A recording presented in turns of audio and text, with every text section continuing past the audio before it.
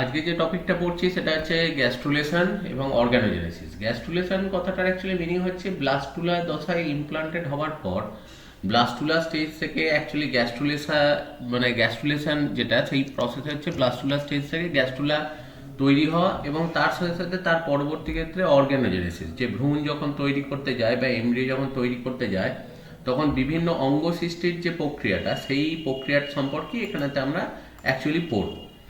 এবার গ্যাস্ট্রুলেশন বা গ্যাস্ট্রুলা দশা সৃষ্টি যেটাকে বলা হয় সেটাই দেখো বলা হচ্ছে যে ইমপ্লান্টেশন হওয়ার পর অর্থাৎ জরায়ু গাত্রে বা এন্ডোমেট্রিয়ামের মধ্যেতে ইউটেরাসেতে অ্যাকচুয়ালি রোপিত হওয়ার পর যে ব্লাস্টুলা থেকে যে অ্যাকচুয়ালি গ্যাস্ট্রুলা স্টেজটায় পরিণত হওয়া সেই দশাটা সম্পর্কে এখানেতে আমরা পড়ব। এবার আমরা জানি যে যখনই এমব্রিও ফর্মেশনের পথে যায় জাইগোট সবার প্রথম দেখো একটা কম্প্যাক্ট সেল মাস তৈরি করে যেটাকে বলা হয় মরুলা। তারপর সেখান থেকে তৈরি হয় যেটা সেটা হচ্ছে ব্লাস্টুলা। এবার ব্লাস্টুলা স্টেজটাতে দেখো এখানেতে অ্যাকচুয়ালি এমব্রিও ব্লাস্ট বলে একটা সেল মাস বা ইনার সেল মাস যেটাকে বলা হয় সেটা তৈরি হয়, যেখান থেকে পরবর্তী পর্যায়ে ভ্রূণ সৃষ্টি হয়। এবার এই এমব্রিও ব্লাস্টের যে ডেভেলপমেন্ট সেইটা সম্পর্কেই আমরা অ্যাকচুয়ালি পড়বো যে গ্যাস্ট্রুলেশন প্রসেসে। অ্যাকচুয়ালি গ্যাস্ট্রুলেশন প্রসেসে প্রথমে এমব্রিও ব্লাস্ট যেটা থাকে সেটা প্রথমে দুটো লেয়ার তৈরি করে, ওপরেরটাকে বলা হয় এপিব্লাস্ট, নিচেরটাকে বলা হয় হাইপোব্লাস্ট। এবং এই অবস্থায় এদেরকে কিন্তু ডিপ্লোব্লাস্টিক বলা হয়, যে অ্যাকচুয়ালি দুটো স্তর আছে। আমরা জানি যে ক্লাসিফিকেশনে যখন আমরা পড়েছি তখন সেখানেতে দেখেছি যে কিছু জীব আছে অ্যাকচুয়ালি অ্যানিম্যাল কিংডমের ক্লাসিফিকেশনে, পরিফেরা, নিডারিয়া, টিনোফোরা, এরা হচ্ছে ডিপ্লোব্লাস্টিক। এদের দেহেতে দুটোই লেয়ার আছে, এন্ডোডার্ম আর একটোডার্ম। অ্যাকচুয়ালি তাদের ক্ষেত্রে যেটা হয় যে এই ব্লু কালারের যে লেয়ারটা দেখাচ্ছে এটা থেকে একটোডার্ম তৈরি হয়, আর যেটা এই ইয়েলো কালারের দেখাচ্ছে সেটা তাদের থেকে অ্যাকচুয়ালি এন্ডোডার্ম তৈরি হয়। এবার যারা উন্নত জীব, যেহেতু এটা মানুষের কথা আমরা বলছি, তাহলে মানুষের ক্ষেত্রে এই যে স্ট্রাকচারটা এটা আরো ডেভেলপড হয় এবং দেখা যায় যে এর পরবর্তী পর্যায়ে এই যে ব্লু কালারের যে সেল লেয়ারটা রয়েছে সেইটাই ডিভাইড করে মাঝের মিডিল একটা সেল লেয়ার তৈরি করে। এবং তার জন্য দেখা যায় যে অ্যাকচুয়ালি এখানে তিনটে লেয়ার তৈরি হয়। একদম উপরের দিকে যেটা রয়েছে সেটা হচ্ছে একটোডার্ম, মাঝের যে লেয়ারটা সেটা হচ্ছে মেসোডার্ম, আর ভেতরের যে লেয়ারটা তাদেরকে বলা হয় এন্ডোডার্ম। এবার যেহেতু হিউম্যানের ক্ষেত্রে বা আমরা যে বললাম যে অ্যাকচুয়ালি পরিফেরা, নিডারিয়া, টিনোফোরা, এরা তিনজনে হচ্ছে ডিপ্লোব্লাস্টিক, যে দুটো করে লেয়ার থাকে। কিন্তু এর পরবর্তী অ্যাকচুয়ালি ইনভার্টিব্রেট ক্লাসিফিকেশন এবং ভার্টিব্রেটসের ক্ষেত্রে ইনক্লুডিং হিউম্যান, তারা সবাই কিন্তু ট্রিপ্লোব্লাস্টিক হয়, কারণ তাদের দেহেতে তিনটে স্তর থাকে। এবং এই একটু আগেই বললাম দেখো উপরের পোর্শনটার নাম দেওয়া হয় অ্যাকচুয়ালি এপিব্লাস্ট, নিচেরটাকে বলা হয় হাইপোব্লাস্ট। তো অ্যাকচুয়ালি এপিব্লাস্ট থেকে দুটো লেয়ার আমাদের ক্ষেত্রে তৈরি হয়, একটা হচ্ছে একটোডার্ম আর একটা হচ্ছে মেসোডার্ম। আর এন্ডোডার্ম যে লেয়ারটা রয়েছে সেইটা অ্যাকচুয়ালি তৈরি হয় যেটা সেটা হচ্ছে হাইপোব্লাস্ট লেয়ার থেকে। এবার এখানেতে আমরা পড়বো যে কি পদ্ধতির মাধ্যমে অ্যাকচুয়ালি এই যে দেখো এমব্রিও যেটা ফর্মেশনের জন্য যে সেলগুলো রয়েছে, যেটা ব্লাস্টুলা স্টেজেতে আমরা ইনার সেল মাস বলে যেটা পড়ছিলাম এমব্রিও ব্লাস্ট, সেটা কিভাবে এই তিনটে লেয়ারের অ্যাকচুয়ালি কোষ স্তরে কনভার্ট হচ্ছে সেই প্রসেসটাই আমরা অ্যাকচুয়ালি পড়ি, যেটা সেটা হচ্ছে গ্যাস্ট্রুলেশনের মধ্যে। গ্যাস্ট্রুলেশন বলতে বোঝানো হয় যে যখনই ব্লাস্টুলার মধ্যেতে এইটা তিনটে লেয়ারের একটা স্ট্রাকচার ডেভেলপ করছে, এই তিনটে লেয়ার যখনই তৈরি হচ্ছে অর্থাৎ দেহের মধ্যে একটোডার্ম, মেসোডার্ম, এন্ডোডার্ম, এই তিনটে লেয়ার যখন ফর্মেশন হয় সেই স্টেজটাকেই অ্যাকচুয়ালি বলা হয় যেটা সেটা হচ্ছে গ্যাস্ট্রুলা স্টেজ। এবং ব্লাস্টুলা থেকে কিভাবে গ্যাস্ট্রুলা তৈরি হচ্ছে সেই পদ্ধতিটাকেই বলা হয় যেটা সেটা হচ্ছে গ্যাস্ট্রুলেশন প্রসেস। এবার গ্যাস্ট্রুলেশনের কথা পড়ার আগে আমরা একটু দেখো জিনিসগুলো একটু রিলেট করে নিই। প্রথম যেটা রয়েছে সেটা হচ্ছে দেখো অ্যাকচুয়ালি যেটা হয় যে ওভা রিলিজ হলো, ওভা রিলিজ হওয়ার পর অ্যাম্পুলা রিজিয়ানেতে যখন আসে, অ্যাম্পুলা ইস্থেমাস জাংশনে সেখানে ফার্টিলাইজেশন প্রসেসটা হচ্ছে। ফার্টিলাইজেশন হওয়ার পর এখানে দেখো জাইগোট ফর্মেশন হলো।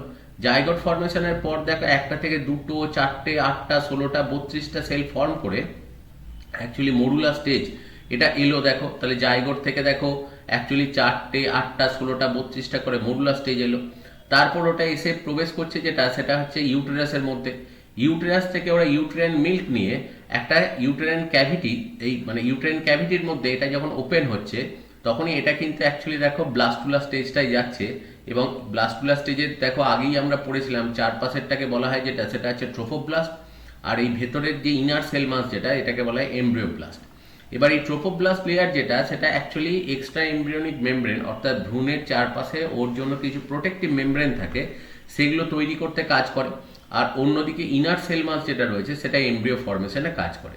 এবার এই স্টেজেতে আমরা মোটামুটি দেখেছিলাম যে ইমপ্লান্টেশন যে ঘটনাটা, সেই ইমপ্লান্টেশন ঘটনাটা ঘটেছিল।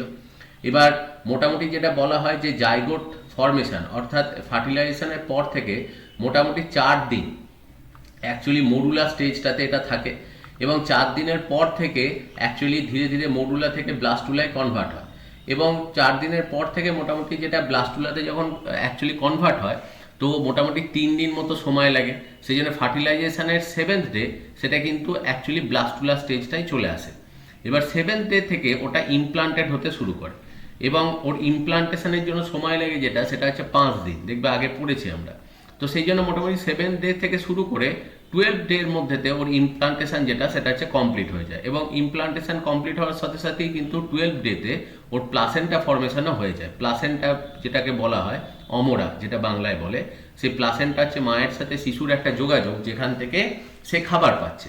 এবার প্লাসেন্টা ফর্মেশন হয়ে যাওয়ার পরই অ্যাকচুয়ালি 12 ডে থেকে 21st ডে মানে 12তম দিন থেকে 21তম দিনের মধ্যে যেটা হয়, আস্তে আস্তে ওই যে ব্লাস্টুলা যেটা রয়েছে সেটা ধীরে ধীরে গ্যাস্টুলাতে কনভার্ট হয়, এবং এই প্রসেসটাকেই বলা হয় যেটা সেটা হচ্ছে গ্যাস্ট্রুলেশন। এবং যখনই ওই 3টে লেয়ার তৈরি হতে যায়, যে 3টে লেয়ার যেগুলোকে জার্ম লেয়ার অ্যাকচুয়ালি বলা হয়, একটোডার্ম, মেসোডার্ম, এন্ডোডার্ম, তখন এই এমব্রিওব্লাস্টের যে সেলগুলো রয়েছে তারা দেখা যায় নিজেরা একে অপরের সাপেক্ষে মুভ করে।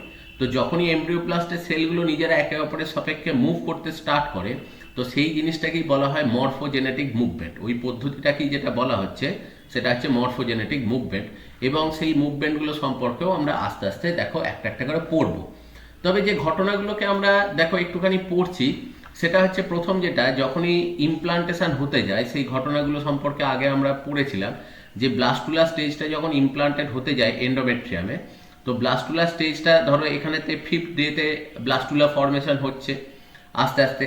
এবার মোটামুটি দেখো 6th ডেতে যেটা হয় সেটা হচ্ছে যে এই চারপাশের লেয়ারটা হচ্ছে ট্রোফোব্লাস্ট, আর এইটা যেটা রয়েছে এটা এমব্রিওব্লাস্ট। সে পড়েছিলাম দেখবে এমব্রিওব্লাস্টের দিকেতে ক্যাম প্রোটিন থাকে আর উল্টো দিকেতে ক্যাম রিসেপ্টর থাকে, যার জন্য অ্যাটাচ হয়।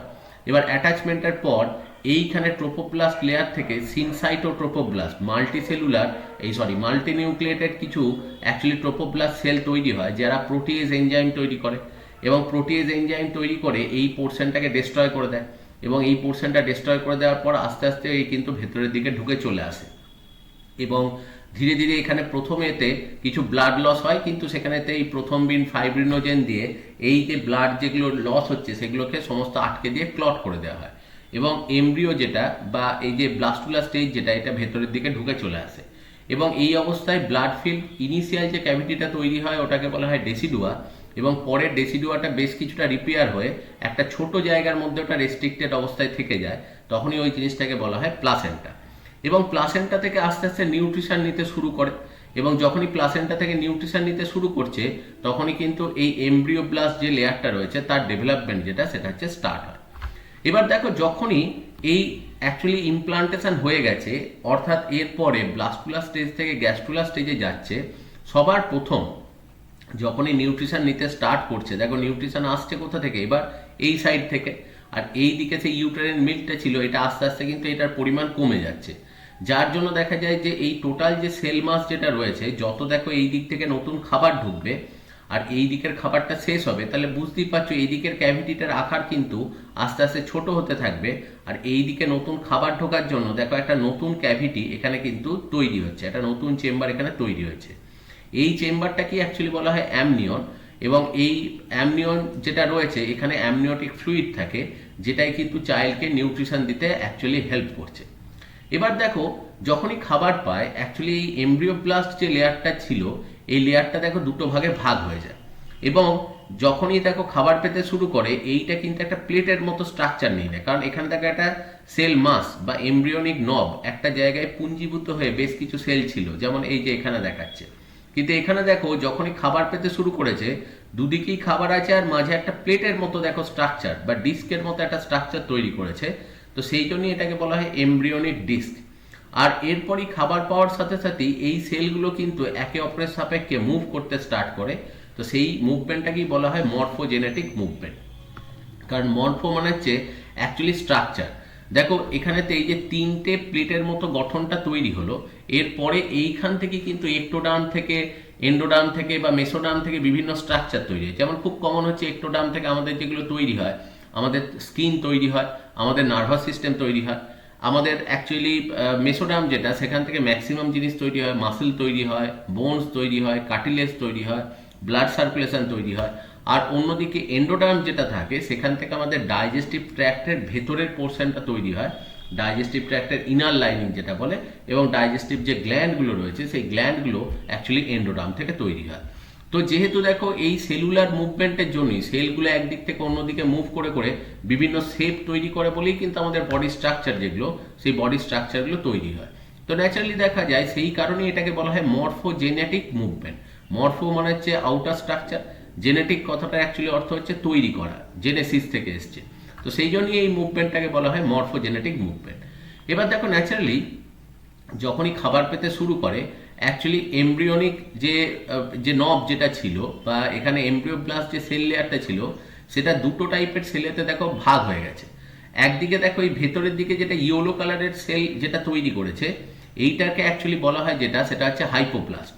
আর এই যে দেখো যেটা এই ব্লু কালারের অ্যাকচুয়ালি তৈরি করেছে, অ্যাকচুয়ালি যেগুলো দেখো কলামনার পিলারের মতো একটু বড় সাইজের সেল, এইটাকে বলা হয় এপিপ্লাস্ট।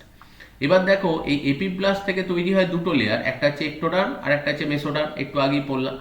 আর হাইপোপ্লাস্টের যে সেলগুলো, সেটা কিছুটা চ্যাপ্টার আকৃতির সেলগুলো হয়, এবং সেগুলো হচ্ছে অ্যাকচুয়ালি বহুভুজ আকৃতি, মানে পলিগোনাল শেপ এদের স্ট্রাকচার হয়।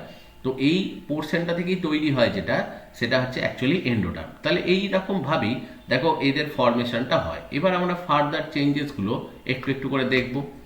যখনই দেখো আস্তে আস্তে ধীরে ধীরে ধরো এই সাইডটা থেকে, প্লাসেন্টা থেকে খাবার ঢুকতে থাকে, ধীরে ধীরে অ্যামনিওটিক ফ্লুইডের অ্যামাউন্টটা বাড়ে, এবং অ্যামনিয়ন যে ক্যাভিটিটা রয়েছে সেই ক্যাভিটিটার পরিমাণ কিন্তু ধীরে ধীরে বাড়তে থাকে।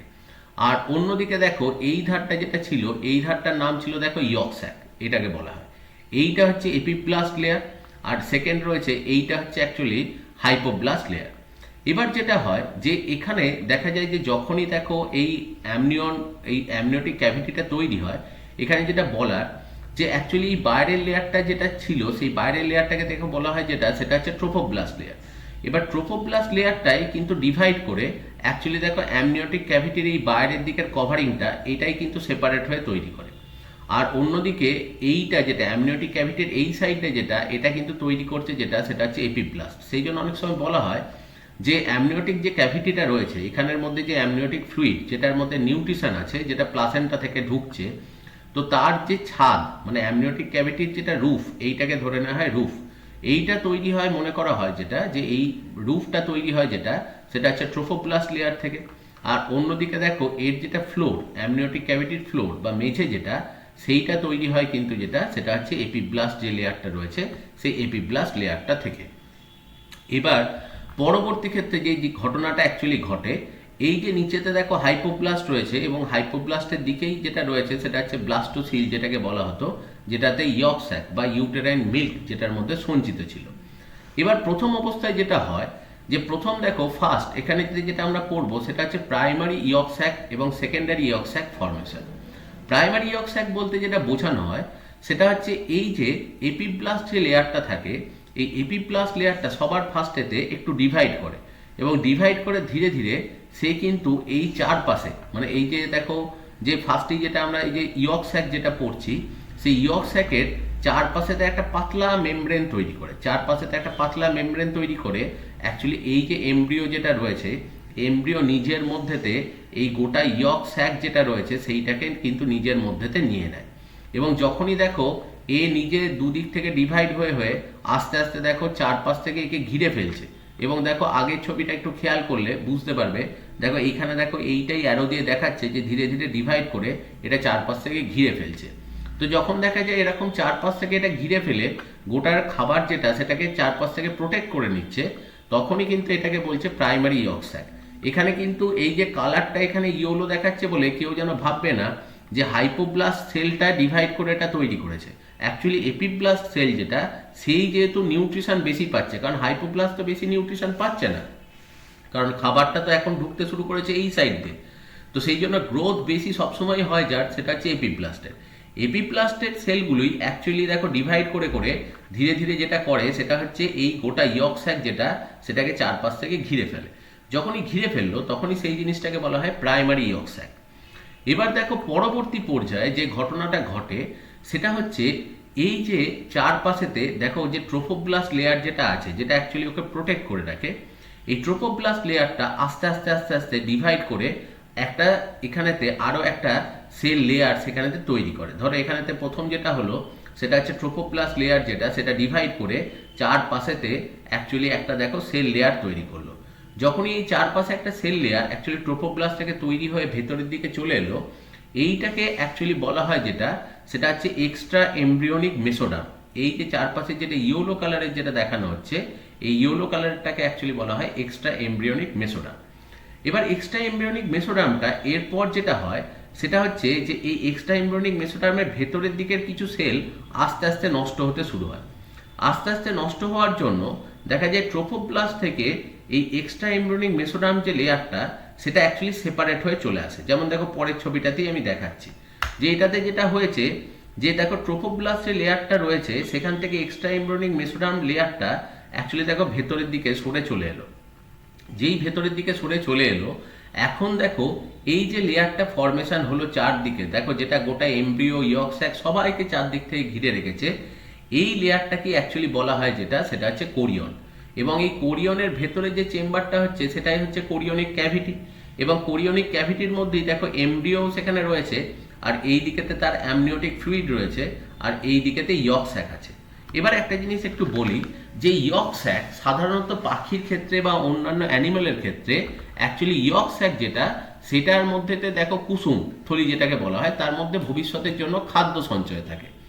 কিন্তু যখন আমরা অ্যাকচুয়ালি মানে আমাদের ক্ষেত্রে অর্থাৎ ম্যামেলসের ক্ষেত্রে যখন ইয়ক স্যাক নিয়ে পড়তে যাব, আমাদের ইয়ক স্যাকের কিন্তু কোনো দরকার লাগে না। তার কারণ হচ্ছে আমাদের ক্ষেত্রে যখনই প্লাসেন্টা ফর্মেশন হয় প্লাসেন্টা থেকেই আমরা খাবার পাই, সেই জন্য ইয়ক স্যাক থেকে কিন্তু আমরা খাবারের জন্য ডিপেন্ডেন্ট হই না। তাহলে ইয়ক স্যাক আমাদের করেটা কি সেটা খুব ইম্পর্টেন্ট। তার কারণ হচ্ছে অ্যাকচুয়ালি আমাদের ক্ষেত্রে ইয়ক স্যাক যেটা কাজ করে, যখনই দেখা যায় যে প্লাসেন্টা ফর্মেশন হয়ে গেছে, এখানকার মধ্যে যে ইউটেরাইন মিল্ক ছিল সেটা ততক্ষণে মোটামুটি শেষ হয়ে যায়, এবং এখানকার ইয়ক স্যাকের মধ্যে যে সেলগুলো থাকে তখন তার কাজটা কিন্তু পাল্টে যায়। তখন তার কাজ কিন্তু কখনোই খাবার সাপ্লাই করা নয়, কারণ খাবার সাপ্লাইয়ের একটা অল্টারনেটিভ সোর্স দেখো তৈরি হয়েই গেছে, সেটা হচ্ছে প্লাসেন্টা। প্লাসেন্টা থেকে খাবারটা ঢুকছে যেটা সেটা হচ্ছে অ্যামনিয়ন, এবং এই অ্যামনিওটিক ক্যাভিটির মধ্যেতে খাবারটা এসে সেটা সাপ্লাই হচ্ছে ভ্রূণে। তাহলে ইয়ক স্যাক কি করে?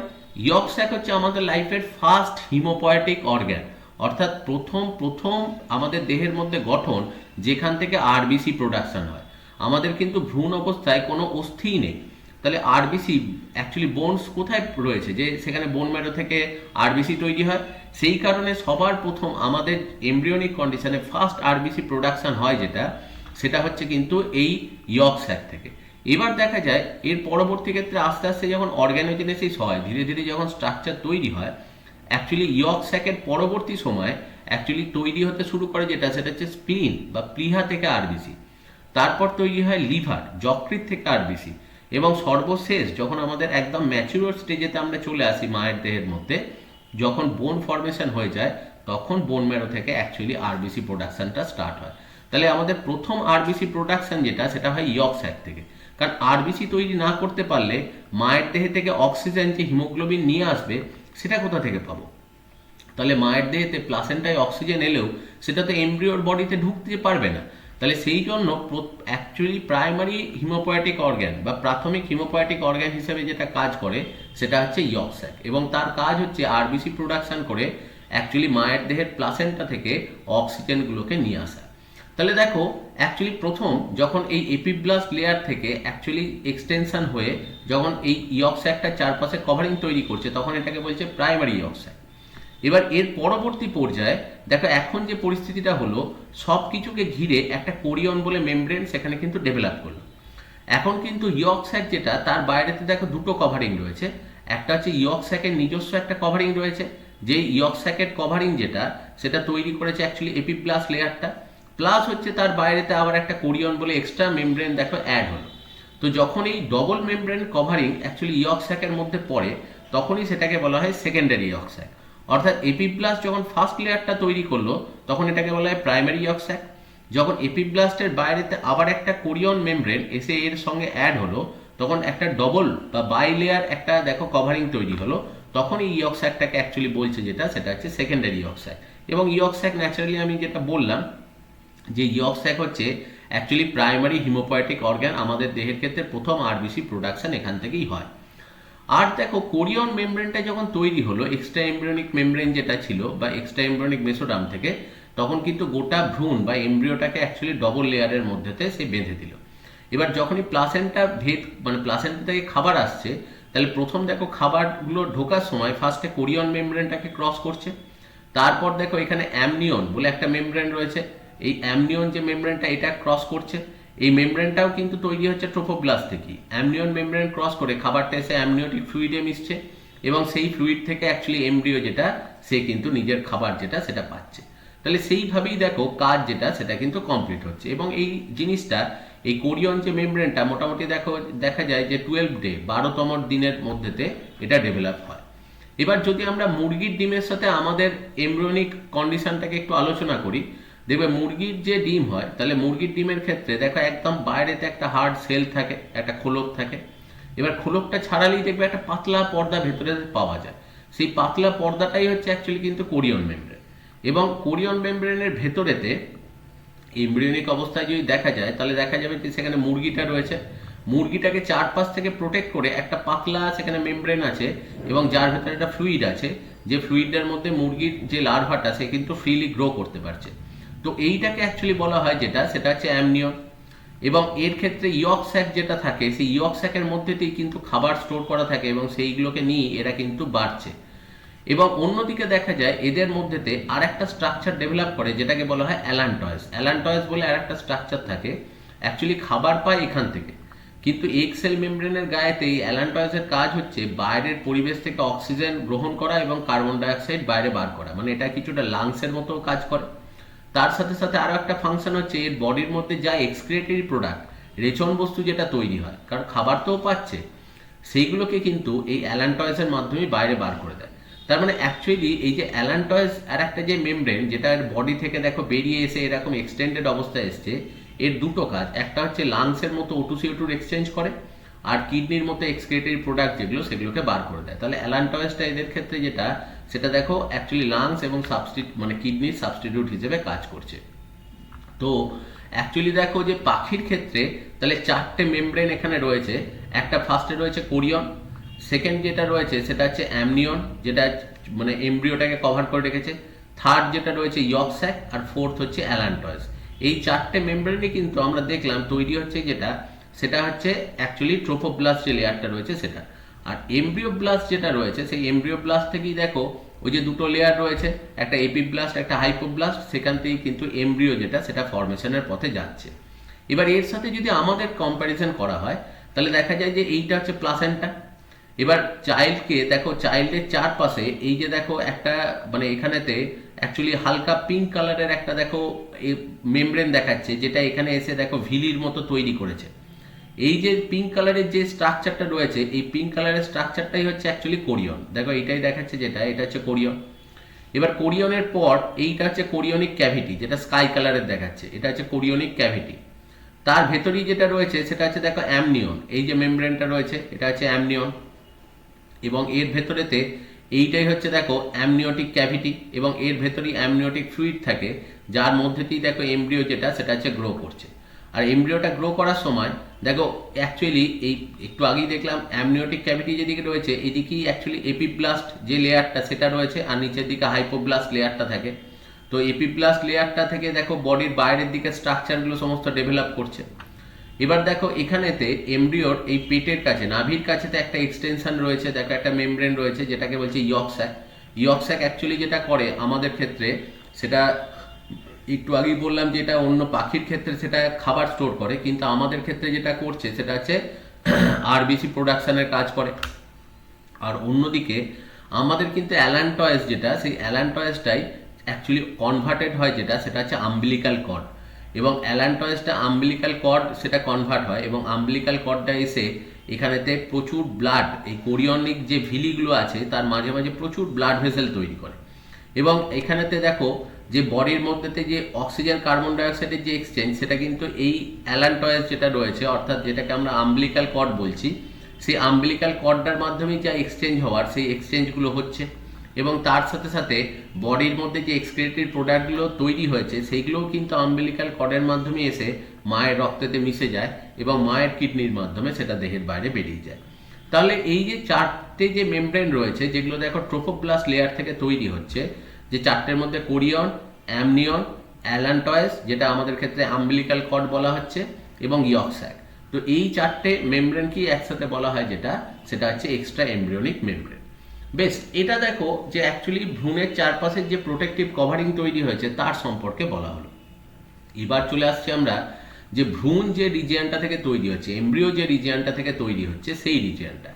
অ্যাকচুয়ালি এমব্রিও যে রিজিয়নটা থেকে তৈরি হয় সেটাকে যদি আমরা একটু ভালো করে দেখি, তাহলে যেহেতু দেখো ওটা একটা স্ফেরিক্যাল শেপের স্ট্রাকচার, কারণ আমরা আগের ছবিটা একটু খেয়াল করার চেষ্টা করি, দেখো এই যে গঠন যেটা রয়েছে এটা কিন্তু একটা গোলকের মতো গঠন, এবং এটাকে দেখলে অ্যাকচুয়ালি এটা কিন্তু প্লেটের মতো মনে হবে। এবং এই প্লেটগুলোকে যদি আমরা একটু ভালো করে দেখি, তাহলে দেখো উপরের দিকে এইরকম এপিপ্লাস্ট লেয়ার যেটা সেটা সাজানো আছে, আর নিচের দিকে দেখো হাইপোব্লাস্ট লেয়ার যেটা সেটা সাজানো আছে। এবার বুঝতেই পারছো এই ওপরের দিকটাতে যেটা রয়েছে সেটা হচ্ছে ওই অ্যামনিওটিক, মানে অ্যামনিয়ন যে ফ্লুইডটা, সেটা অ্যামনিওটিক ক্যাভিটিটা এদিকে রয়েছে, আর এই নিচের দিকেতে যেটা রয়েছে সেইটা হচ্ছে অ্যাকচুয়ালি ইয়ক স্যাক যেটা, সেটা অবস্থান করছে। এবার প্রথম দিকেতে যেটা হয় সেটা হচ্ছে দেখো দুটো স্তর তৈরি হয়, একটা এপিপ্লাস্ট, একটা হাইপোপ্লাস্ট। এবার প্রথম যখন দেখো বাকি স্ট্রাকচারগুলো ডেভেলপ করতে যায়, তখন যেভাবে চেঞ্জটা হয়, যে প্রথম যেটা হয় সেটা হচ্ছে হাইপোব্লাস্ট যেটা রয়েছে, হাইপোব্লাস্টের কিছু সেল ডিভাইড করে একটু উঁচু হয়ে যায়। এবার যখনই হাইপোব্লাস্টের কিছু সেল অ্যাকচুয়ালি উঁচু হয়, তো ঠিক ওর ওপরে এপিব্লাস্টের যে রিজিয়ানটা আছে সেই রিজিয়ানটাও কিন্তু উঁচু হয়ে যায়। এখানে কিন্তু এমন নয় যে হাইপোব্লাস্টের যে উঁচু হওয়ার যে ব্যাপারটা সেটা সব জায়গায় স্প্রেড করে থাকে, এটা একটা নির্দিষ্ট জায়গায় স্প্রেড করে, এবং সেটা একটা লাঠির মতো অংশ জুড়ে এখানেতে এরকম উঁচু হয়ে একটা গঠন তৈরি করে। এবং এই যে উঁচু মতো যে গঠনটা তৈরি করলো, এই উঁচু মতো গঠনটা ঠিক লাঠির মতো দেখতে হয়, এবং এইটাকে বলা হয় প্রিমিটিভ স্টিক। তো সবার ফার্স্টেতে যেটা হয়, দেখো এইটা সাইড থেকে দেখাচ্ছে আর এটা ওপর থেকে দেখানো হচ্ছে।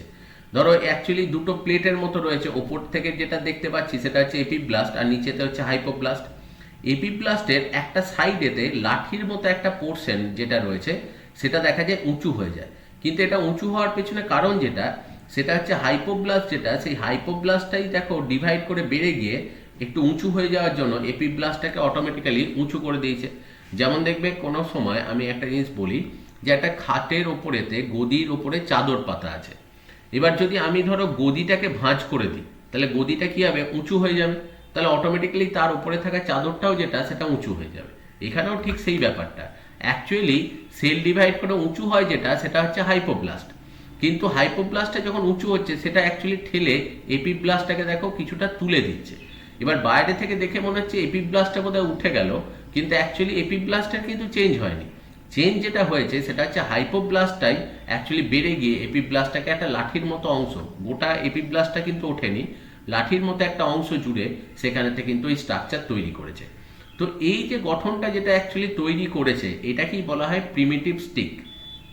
এবং এটা দেখো একটোডার্মের একটা উঁচু মতো অংশ সেটা তৈরি করেছে, মানে এপিব্লাস্টের মধ্যে একটা উঁচু মতো অংশ তৈরি করেছে লাঠির মতো। এবং এই স্ট্রাকচারটাই কিন্তু অ্যাকচুয়ালি জীবের সৃষ্টির সময় কোন দিকে মাথা এবং কোন দিকে পা তৈরি হবে সেটার সূচনা করে দেয়। এবার এই যে প্রিমিটিভ স্টিক যেটা তৈরি হলো, এই প্রিমিটিভ স্টিকটাই বুঝিয়ে দেয়। এবং দেখো প্রিমিটিভ স্টিকের মাঝে একটা খাঁজ তৈরি হয়েছে, লাঠির মতো অংশটার মাঝে একটা খাঁজ তৈরি হয়েছে, এবং এইটাই বুঝিয়ে দেয় যে এই সাইডটা অ্যাকচুয়ালি মাথা তৈরি হবে আর এই দিকটা হচ্ছে পায়ের দিক তৈরি হবে। কারণ এই যে প্রিমিটিভ স্টিক যেটা, তার মাঝখান দিয়ে দেখা একটা ভাঁজ তৈরি হয়েছে, এই যেখানে এই ভাঁজটা তৈরি হয়েছে উঁচু জায়গাটার মাঝখানে যেখানে ভাঁজটা তৈরি হয়েছে সেই বরাবরই স্পাইনাল কর্ড বা সুষুম্না কাণ্ড তৈরি হবে। আর এই যে মাথার কাছটা যেটা গোল মতো হয়ে রয়েছে দেখো, যেটাকে প্রিমিটিভ নোড বলছে, সেইটাই অ্যাকচুয়ালি তৈরি করবে যেটা, সেটা হচ্ছে আমাদের ব্রেন।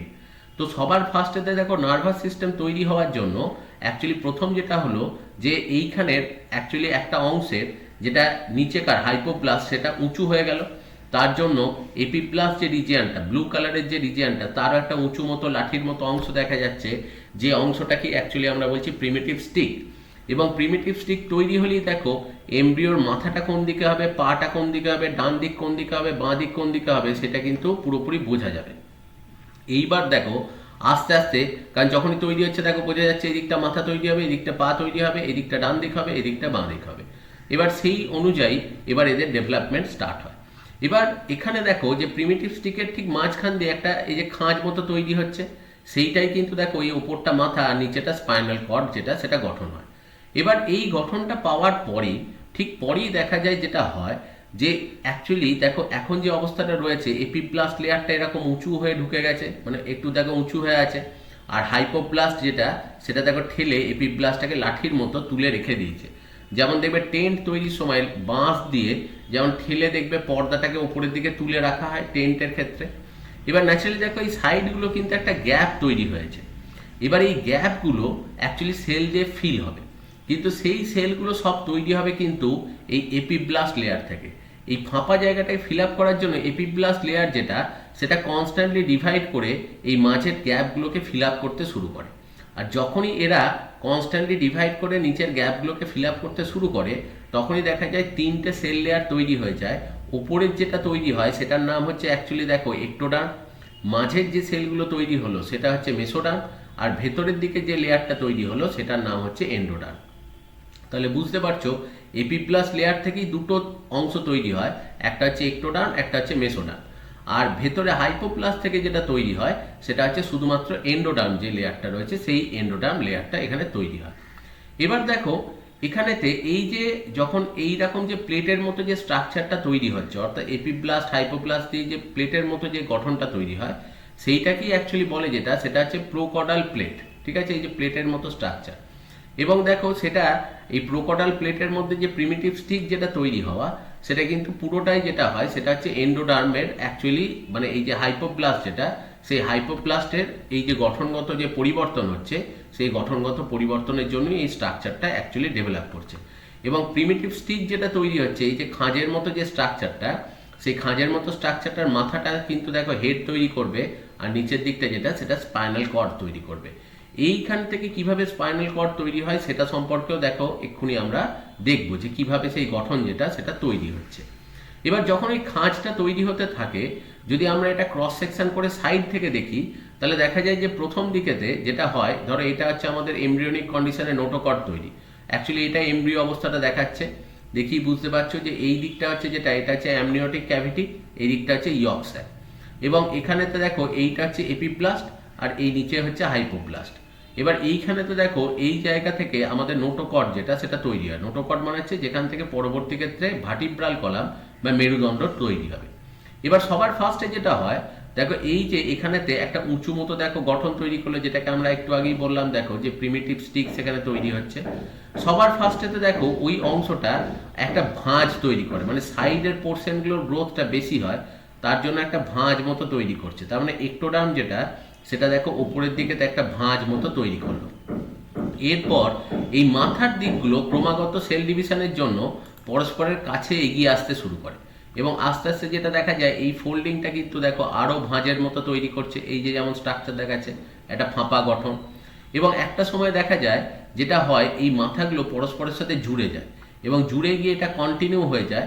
তখন এই ভেতরের দিকে একটা ফাঁপা টিউবের মতো স্ট্রাকচার তৈরি হয়। যেমন দেখো এখানে দেখাচ্ছে যে ভেতর দিয়ে একটা ফাঁপা, দেখো এই মাথাগুলো জয়েন হয়ে যাচ্ছে, যার জন্য ভেতর দিকে একটা ফাঁপা নালীর মতো তৈরি হচ্ছে। এবং এই ফাঁপা নালীর মতো যেটা তৈরি হলো, এইটাই হচ্ছে কিন্তু সুষুম্না কাণ্ড বা স্পাইনাল কর্ড যেটা বলা হয়। এবার এইভাবেই কিন্তু স্পাইনাল কর্ড যেটা, সেটা তৈরি হয়ে যাবে, এবং এইটাই সামনের দিকে এক্সপ্যান্ড করে যেটা তৈরি করবে সেটা হচ্ছে হেড। এবং আমরা জানি যে আমাদের যে স্পাইনাল কর্ড বা ব্রেন যেটা হয়, সেন্ট্রাল নার্ভাস সিস্টেম, সেটা কিন্তু তৈরি হয় একটোডার্ম থেকে। এবং একটোডার্ম থেকে এইভাবেই কিন্তু ফোল্ডিংয়ের মাধ্যমে তৈরি হয়। এবং সেখানে দেখো এই নিউরাল ক্রেস্ট, মানে এই যে বেন্ডিং যেগুলো, সেই নিউরাল ক্রেস্ট ফর্মেশন হয়। এবং পরে নিউরাল ক্রেস্টের হেল্পেতে অ্যাকচুয়ালি দেখো এখানেতে পুরোটাই অ্যাটাচ করে গিয়ে এখানে নিউরাল টিউব যেটা, সেই নিউরাল টিউব ফর্মেশনটা এখানেতে হয়। এবং যখনই দেখো ওই স্ট্রাকচার ডেভেলপ হয়ে যায়, তখন জার্ম লেয়ারে তিনটে লেয়ার হয়ে যায়। বাইরেরটাকে বলা হয় একটোডার্ম, মাঝেরটাকে বলে মেসোডার্ম, আর ভেতরেরটাকে বলা হয় এন্ডোডার্ম। এবং এখানেতে দেখো উপরের দিকে অ্যামনিওটিক ফ্লুইড এখানে রয়েছে, আর এই দিকেতে ইয়ক স্যাক এটা রয়েছে। এবার যখনই প্রিমিটিভ স্টিক তৈরি হয়ে যায়, অরিজিনালি মাইক্রোস্কোপের তলায় এইরকম টাইপের জিনিসটা দেখতে লাগে। এবং এখানে দেখো মরফোজেনেটিক মুভমেন্টের জন্য 3টে লেয়ার যেটা সেটা তৈরি হয়ে গেছে। এবার এমব্রিও যখন ফর্মেশন হয় ঠিক এইরকম টাইপের এমব্রিওটা দেখতে লাগে। এটা অরিজিনালি এমব্রিওটা দেখো এইরকম। এবং এখানে যখনই 3টে লেয়ার তৈরি হয়ে যায়, যে আস্তে আস্তে দেখো এই মানে এইখানে এই উপরের যেটা এপিপ্লাস থেকে সেল ডিভাইড করে করে মাঝের গ্যাপটা একটা সময় পুরো ফিল আপ হয়ে যায়, তখন একদম কম্প্যাক্টলি দেখো 3টে লেয়ার তৈরি হয়ে গেছে, এক্টোডার্ম, মেসোডার্ম, এন্ডোডার্ম। এবং মেসোডার্ম লেয়ার থেকেই দেখো নোটোকর্ড তৈরি হয়, আর এই এক্টোডার্ম থেকে অ্যাকচুয়ালি স্পাইনাল কর্ড বা যেটা সুষুম্না সিট মানে সুষুম্না কাণ্ড সেটা দেখো তৈরি হচ্ছে। তো তখন যখন এই 3টে লেয়ারই তৈরি হয়ে যায় তখনই সেই স্টেজটাকেই বলা হচ্ছে গ্যাস্ট্রুলার। এবং গ্যাস্ট্রুলার স্টেজেতেই আমরা জানি যে আমাদের 3টে লেয়ার যেটা সেটা ফর্মেশন হয়। এবার দেখো গ্যাস্ট্রুলার লেয়ার তৈরি হওয়ার পর এটা যখনই দেখো এমব্রিও ফর্মেশনের দিকে যাচ্ছে, এইখানকার এই যে প্লেট যেটা রয়েছে দেখো প্রথম এখানে আমরা বুঝতেই পারছি, এখানেও দেখো স্ট্রাকচারটা দেখাচ্ছে, এই ধারটা হচ্ছে অ্যামনিও, এই ধারটা হচ্ছে ইয়ক স্যাক। এইখানেতে যেটা রয়েছে সেইটা হচ্ছে দেখো ওই প্রোকডাল প্লেট, মানে যেখানেতে 3টে লেয়ার রয়েছে। দেখো বাইরেতে এক্টোডার্ম, মাঝে মেসোডার্ম, ভেতরেতে এন্ডোডার্ম, একটু আগেই দেখো আমরা পড়লাম। এবার সবার ফার্স্টেতে অ্যাকচুয়ালি ইয়ক স্যাকের দিক থেকে যেটা হয় সেটা হচ্ছে এখান থেকে কিছু ফ্লুইড ঢুকে এই লেয়ারটাকে ফোল্ডিং মতো করে দেয়। এবার যখনই দেখো এখানেতে একটা ফোল্ডিং মতো করে দেয়, আস্তে আস্তে কি হবে, বাইরে থেকে তুমি দেখা যায় যেটা সেটা হচ্ছে ওই স্ট্রাকচারটাই দেখো ফোল্ড হয়ে এইরকম মানে একটা ফাঁপা, যেরকম দেখবে সেই ছাঁচের মতো হয় যে ভেতরে একটা গর্ত আছে, গর্ত দিয়ে এরকম একটা স্ট্রাকচার যেটা সেটা ফর্মেশন করে।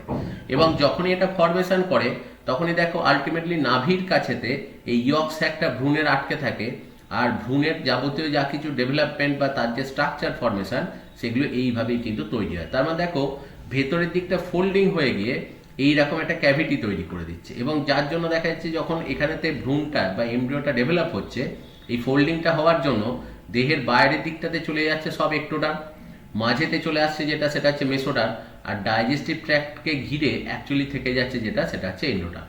এবং এরকম করেই কিন্তু এমব্রিওটা তৈরি হয়। এবং এই এমব্রিও স্ট্রাকচারই দেখো আগেটা তুমি দেখলে যে এইটা হচ্ছে এমব্রিওটা স্ট্রাকচার, আর এইখানেই দিয়ে দেখো এটা অ্যাকচুয়ালি প্লাসেন্টা বা ইয়ক স্যাকের সাথে এটা কিন্তু দেখো কানেক্টেড রয়েছে পেটের কাছ দিয়ে। তাহলে এইভাবেই কিন্তু এই যে ফর্মেশন যেটা সেই ফর্মেশনটা হয় যে ভেতরের দিকে ফোল্ডিং হয়ে যায় 3টে লেয়ার দিয়ে দেখো এই গঠনটা তৈরি করে। এবার এই গঠনটা তৈরি হওয়ার পরই আস্তে আস্তে বিভিন্ন অর্গ্যান তৈরি হতে শুরু হয়। এবং দেখো ন্যাচারালি যেটা বলা হয় যে এক্টোডার্ম যে লেয়ারটা রয়েছে সেখান থেকে আমাদের স্কিন তৈরি হয়, আমাদের নার্ভাস সিস্টেম তৈরি হয়, মেসোডার্ম বা নোক তৈরি হচ্ছে, চুল তৈরি হয় এগুলো। মেসোডার্ম থেকে ম্যাক্সিমাম লেয়ার তৈরি হয়, আস্তে আস্তে দেখবে যে সেখানেতে তোমার ধীরে ধীরে ধরো সেখান থেকে পেশি তৈরি হচ্ছে, হাড় তৈরি হচ্ছে, কার্টিলেজ তৈরি হচ্ছে, তো সেগুলো ব্লাড তৈরি হচ্ছে, সেগুলো সমস্ত মেসোডার্ম থেকে হয়। আর এন্ডোডার্ম থেকে যেটা তৈরি হচ্ছে সেটা হচ্ছে আমাদের ডাইজেস্টিভ ট্র্যাক্ট যেটা সেটা তৈরি হয়। তো এইভাবেই দেখো 3টে লেয়ার ফর্ম করে ধীরে ধীরে অর্গ্যানোজেনেসিস হয়। এবং মোটামুটি গ্যাস্ট্রুলেশন কমপ্লিট যেটা মানে এই 3টে লেয়ার ফর্মেশন যেটা সেটা মোটামুটি 21 দিনের মাথায় কমপ্লিট হয়ে যায়, মানে 3 সপ্তাহের মাথায়। এবার দেখা যায় যে এই 21 দিন থেকে অর্গ্যানোজেনেসিস স্টার্ট হয়, অঙ্গ তৈরি হতে শুরু হয় এক্টোডার্ম, মেসোডার্ম, এন্ডোডার্ম থেকে। এবং এটা চলতে থাকে একদম 280 দিন, যে টোটাল জেস্টেশন পিরিয়ড, যে অ্যাকচুয়ালি 9 মাস 10 দিন যে শিশু মায়ের দেহেতে থাকে তার মধ্যেতে ওই এক একটা লেয়ার থেকে এক একটা ফর্মেশন হতে থাকে। এবং যখন সে একদম টোটালি ম্যাচিওর হয়ে যায় তখন সে কিন্তু মায়ের দেহ থেকে বেরিয়ে আসে। এবার দেখো চাইল্ডের যে ডেভেলপমেন্টটা হয় সেটা মেনলি অ্যামনিওটিক ফ্লুইডের মধ্যেই দেখো এ কিন্তু গ্রো করছে। তো অ্যামনিওটিক ফ্লুইড যেটা রয়েছে সেটা কি বলা হয় natural swimming pool of the child. এবং এই অ্যামনিওটিক ফ্লুইড এবং এই অ্যামনিয়ন পাউচটার ভেতরেই দেখো অ্যামনিওটিক ফ্লুইডের মধ্যে রয়েছে এইটা হচ্ছে প্লাসেন্টা, এটা হচ্ছে আম্বিলিক্যাল কর্ড। এবার দেখো আর্লি স্টেজেতে মোটামুটি দেখা যায় 700 ml মতো ফ্লুইড অ্যাকচুয়ালি চাইল্ডের থাকে, আর ম্যাচিওর স্টেজেতে যেটা হয় সেটা হচ্ছে 1 থেকে 1.5 লিটার মতো ফ্লুইড অ্যাকচুয়ালি এখানে থাকে। এবার কতগুলো টার্ম দেখো এর সাথে বলা হচ্ছে। একটা হচ্ছে একট্রপিক প্রেগনেন্সি, যে অনেক সময় দেখা যায় যে কোনো সময় চাইল্ড যদি ইউটেরাসের মধ্যে ইমপ্লান্টেড না হয়ে হয়তো ফ্যালোপিয়ান টিউব বা সার্ভিক্সের মধ্যে যদি কোনো সময় ইমপ্লান্টেড হয় তখন সেটাকে বলা হয় একটপিক প্রেগনেন্সি। এবং একটপিক প্রেগনেন্সি হলে সেক্ষেত্রে কিন্তু প্লাসেন্টা যেহেতু ঠিকমতো তৈরি হয় না, কারণ অ্যাকচুয়ালি এন্ডোমেট্রিয়াম ছাড়া তো কোথাও প্লাসেন্টা সেইভাবে তৈরি হয় না, সুতরাং সেক্ষেত্রে কিন্তু চাইল্ড ডেভেলপমেন্টের সমস্যা হয় এবং চাইল্ড অনেক ক্ষেত্রে মারাও যেতে পারে। ব্রিজ বার্থ, সাধারণত বার্থের সময় কি হয়, চাইল্ডের মাথাটাই আগে বেরোয়, কিন্তু অনেক সময় দেখা যায় যে জন্মের সময় চাইল্ডের পাটা হয়তো আগে বেরোচ্ছে। তো এই জিনিসটাকে বলা হয় ব্রিজ বার্থ। এটা খুব মারাত্মক, কারণ এতে চাইল্ডের ওরিয়েন্টেশনটা যেহেতু চেঞ্জ হয়ে যাচ্ছে, সেই জন্য এই ক্ষেত্রে কিন্তু যখন মায়ের দেহ থেকে বেরোতে যাচ্ছে, সে ভূমিষ্ঠ হতে যাচ্ছে, তখন কিন্তু তার নিজেরও কোনো অঙ্গ নষ্ট হতে পারে বা মায়েরও কোনো ভাইটাল অর্গান কিন্তু ড্যামেজ হতে পারে। অন্যদিকে প্রি ম্যাচিওর ইনফ্যান্ট, অনেক ক্ষেত্রে দেখা যায় মা হয়তো দুর্বল বা হয়তো প্লাসেন্টা ঠিকমতো তৈরি হয়নি, তখন এমন অনেক সময় হয় যে 24 অ্যাকচুয়ালি সপ্তাহের মাথায়, অ্যাকচুয়ালি 24 সপ্তাহ মানে হচ্ছে তোমার 6 মাসের মাথাতে চাইল্ডকে হয়তো মায়ের দেহ থেকে বাইরে বার করে নিয়ে আর্টিফিশিয়াল এনভায়রনমেন্টে রেখে দেওয়া হয়েছে, একটা কাঁচের ঘরের মধ্যে আর্টিফিশিয়াল প্লাসেন্টা তৈরি করে সেখানে চাইল্ডকে অনেক সময় রেখে গ্রো করানো হয়।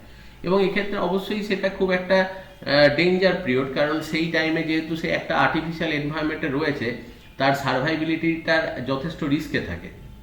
তো এই রকম অনেক সময় দেখা যায় যে প্রি ম্যাচিওর বার্থ যেটাকে বলা হয়, সেটা 24 সপ্তাহর মাথায় অনেক জায়গাতেই কিন্তু অনেকের ক্ষেত্রে করতে হয়।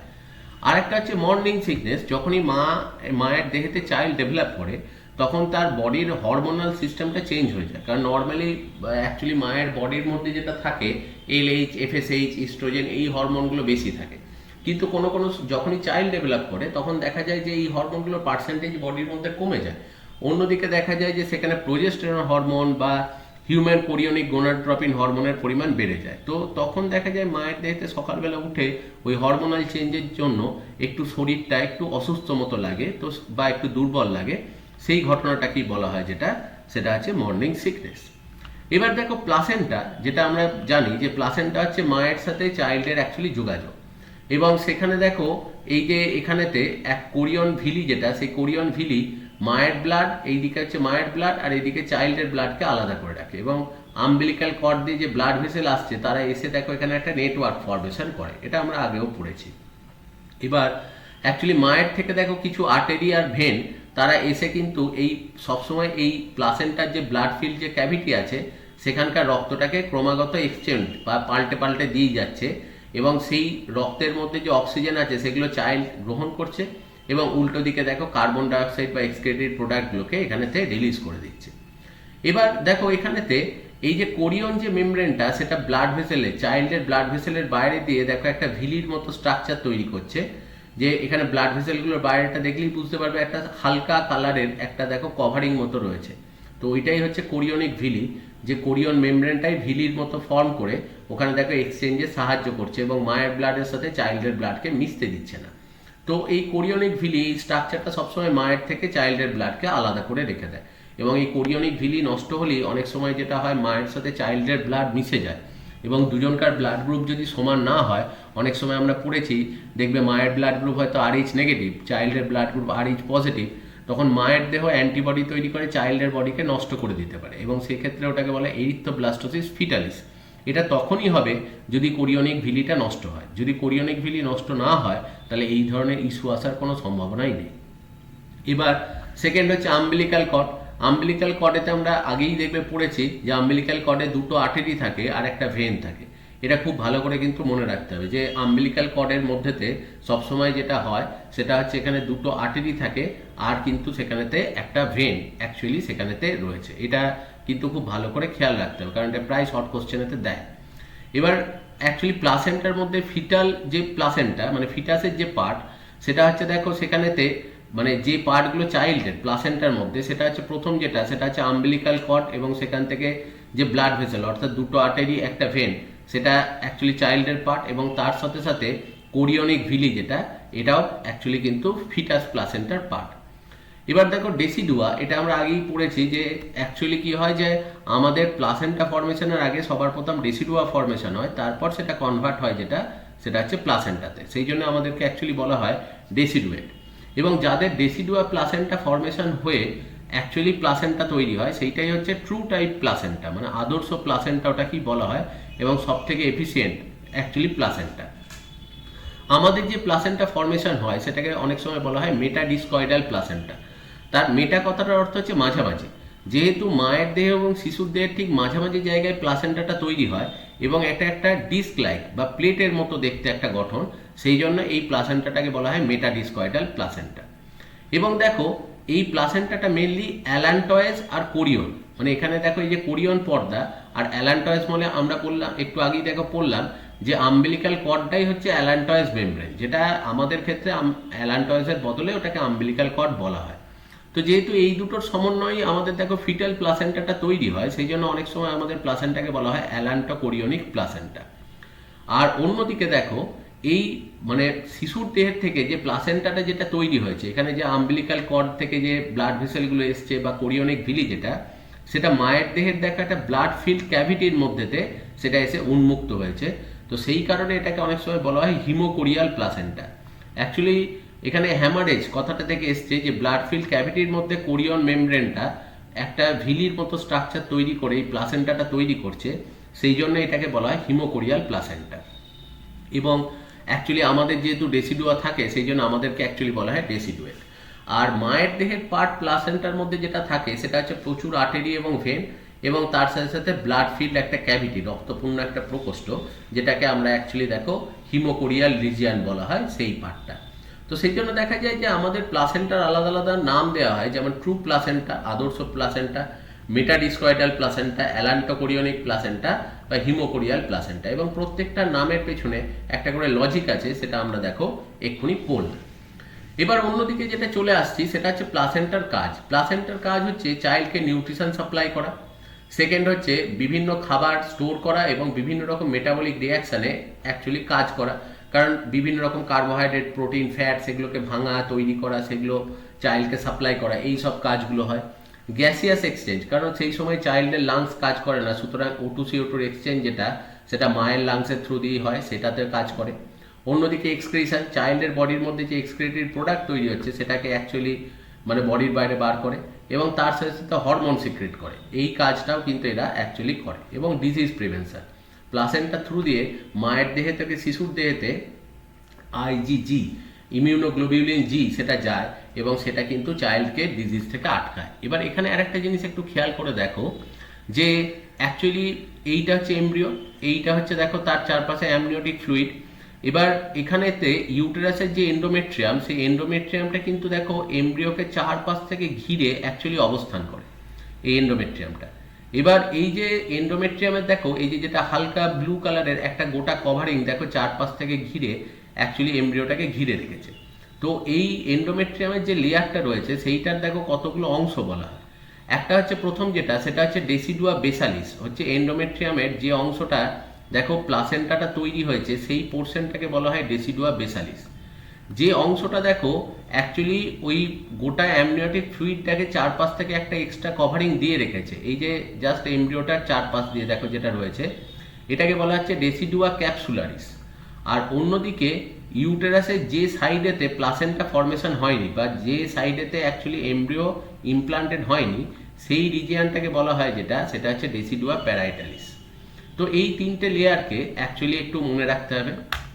আর অনেক সময় দেখা যায় যে অ্যাকচুয়ালি প্লাসেন্টা প্রিভিয়া বলে একটা মানে রোগ হয়, রোগ নয়, একটা বৈশিষ্ট্য দেখা যায় যে হয়তো সার্ভিক্স যেখান দিয়ে চাইল্ড বার্থ হবে সেইখানেই হয়তো প্লাসেন্টাটা ফর্মেশন হয়েছে। বাই চান্স যদি সেরকম হয় বা প্লাসেন্টার কোনো পার্ট যদি হয়, তাহলে এক্ষেত্রে কিন্তু শিশু মায়ের দেহ থেকে বেরোতে পারে না। এবার তখন কি করতে হয় যে প্লাসেন্টা নর্মালি তৈরি হওয়ার কথা সাইডে, যাতে সার্ভিক্সটা সবসময় ওপেন থাকে, চাইল্ড সবসময় ইজিলি বার্থ হতে পারে চাইল্ডের। কিন্তু প্লাসেন্টা যদি এরকম কোনো সময় সার্ভিক্সের কাছাকাছি বা সার্ভিক্সের ওপর হয়ে যায়, তখন কিন্তু নর্মাল চাইল্ড বার্থ হয় না। সেক্ষেত্রে ওই সিমটমটাকে বলা হয় অ্যাকচুয়ালি প্লাসেন্টা প্রিভিয়া। এটা আলট্রাসোনোগ্রাফি করে দেখা হয়, এবং যখনই প্লাসেন্টা প্রিভিয়া থাকে তখনই তাকে কিন্তু সার্জারি করে শিশুকে মায়ের থেকে বার করা হয়, কারণ সেক্ষেত্রে নর্মাল ডেলিভারি কোনোদিনই কিন্তু সম্ভব নয়, সেক্ষেত্রেই সার্জারি করা হয়। এবার প্লাসেন্টা থেকে যে হরমোনগুলো তৈরি হয় সেগুলো অ্যাকচুয়ালি দেখা যায় যে বিভিন্নভাবে চাইল্ড ডেভেলপমেন্টে কাজ করে, যেমন হিউম্যান কোরিয়নিক গোনাডোট্রপিন। এটা অ্যাকচুয়ালি মায়ের দেহের মানে তোমার ওভারির মধ্যেতে গিয়ে সেখানকার যেটা তোমার কর্পাস লিউটিয়াম পিট গ্রন্থিকে স্টিমুলেট করে এবং সেখান থেকে প্রোজেস্টেরন হরমোন সিক্রেট করায়, এবং প্রোজেস্টেরন চাইল্ড ডেভেলপমেন্টের জন্য মাস্ট হরমোন, কারণ সেটাই কিন্তু অ্যাকচুয়ালি ব্লাড ভেসেলের পরিমাণ বাড়ায়। হিউম্যান কোরিয়নিক ল্যাকটোজেন, যখন চাইল্ড একদম ম্যাচিওর স্টেজেতে চলে যায় মায়ের দেহের মধ্যে, তখন অ্যাকচুয়ালি এই হরমোনটা সিক্রেট হতে শুরু করে এবং এটা মাদার্স মিল্ক ফর্মেশনে কাজ করে, কারণ শিশুর জন্মের পরেই কিন্তু শিশু বাইরের কোনো খাবার খেতেই পারে না, সে পুরোপুরি মাদার্স মিল্কের ওপর মানে অ্যাকচুয়ালি ডিপেন্ডেন্ট হয়। অন্যদিকে কোরিয়নিক থাইরোট্রপিন, এটা যেটা করে সেটা হচ্ছে মায়ের দেহে থাইরক্সিন, মানে মায়ের দেহে থাইরয়েড গ্ল্যান্ডকে স্টিমুলেট করে এবং থাইরক্সিন প্রোডাকশনে হেল্প করে। কারণ এখন যে শক্তির যে চাহিদা বা ক্যালোরিজেনিক হরমোন, সেটা মায়ের যেটুকু দরকার সেটা তো মায়ের ক্ষেত্রে অ্যাকচুয়ালি টিএসএইচ সেই কাজটা করে দেয়, কিন্তু চাইল্ডের যে থাইরক্সিন দরকার সেইটার জন্য সে অ্যাকচুয়ালি মায়ের দেহে থাইরয়েড গ্ল্যান্ডকে স্টিমুলেট করে কোরিয়নিক থাইরোট্রপিনের মাধ্যমে। এবং এই কোরিয়নিক ভিলি যেটা থাকে সেইটাই কিন্তু এই হরমোনগুলো সব তৈরি করে। কোরিয়নিক কর্টিকোট্রপিন, এটা অ্যাকচুয়ালি শিশুর দেহের মধ্যে বিভিন্ন আয়নের যে ভারসাম্য, সোডিয়াম, পটাশিয়াম, ক্যালসিয়াম, সেটা মেনটেন করতে হেল্প করে। অন্যদিকে প্রোজেস্টেরন, অ্যাকচুয়ালি কোরিয়ন মেমব্রেন থেকে কিছু পরিমাণ প্রোজেস্টেরনও সিক্রেট হয়, যে প্রোজেস্টেরনের মেইনলি ফাংশন হচ্ছে যে এন্ডোমেট্রিয়ামের মধ্যে ব্লাড ভেসেলের পরিমাণ বাড়ানো। কারণ যত ব্লাড ভেসেল বাড়বে, যত প্লাসেন্টা মধ্যেতে ব্লাড ভেসেল বাড়বে, তত অটোমেটিক্যালি খাবার সাপ্লাই বেশি হবে এবং চাইল্ড যত বাড়বে তার খাবারের রিকোয়ারমেন্ট তত বেশি। অন্যদিকে ইস্ট্রোজেন মায়ের ডেভেলপমেন্টে হেল্প করে, কারণ মায়ের থেকেই তো শিশু সব কিছু পাচ্ছে, সুতরাং মা যত ভালোভাবে মায়ের গ্রোথ হবে, চাইল্ড অটোমেটিক্যালি খাবার বেশি পাবে সেটার জন্য। আর রিল্যাক্সিন হচ্ছে যখনই চাইল্ড একদম ম্যাচিওর হয়ে যায় তখন রিল্যাক্সিন হরমোনটা সিক্রেট করে, এবং রিল্যাক্সিন হরমোন হচ্ছে চাইল্ড বার্থের ক্ষেত্রে এটা অ্যাকচুয়ালি হেল্প করে। আর রেনিন যেটা যে হরমোনটা, দেখবে অ্যাকচুয়ালি বলা হয় যে রেনিন হরমোনের মেনলি ফাংশন যেটা, যে রেনিন অ্যাঞ্জিওটেনসিন পাথওয়ে বলে একটা পাথওয়ে হয়, যেটা দিয়ে চাইল্ড নিজের বডির অ্যাকচুয়ালি ওয়াটার ব্যালেন্স, যেটা নিজের দেহের যে জলের ভারসাম্য, অসমোরেগুলেশন, সেই প্রসেসটাকে অ্যাকচুয়ালি চালাতে ওর হেল্প করছে। তাহলে দেখো প্লাসেন্টা থেকে প্রচুর হরমোন বেরোয় এবং প্রত্যেকটা হরমোনের কিন্তু নিজস্ব একটা করে দেখো কাজ রয়েছে। সেই জন্য প্লাসেন্টা খুবই ইম্পর্টেন্ট স্ট্রাকচার, শুধু সেটা খাবার সাপ্লাই করে তা নয়, এটা ছাড়াও চাইল্ডের ওভারঅল ডেভেলপমেন্টেও এটা কিন্তু অ্যাকচুয়ালি সাহায্য করে।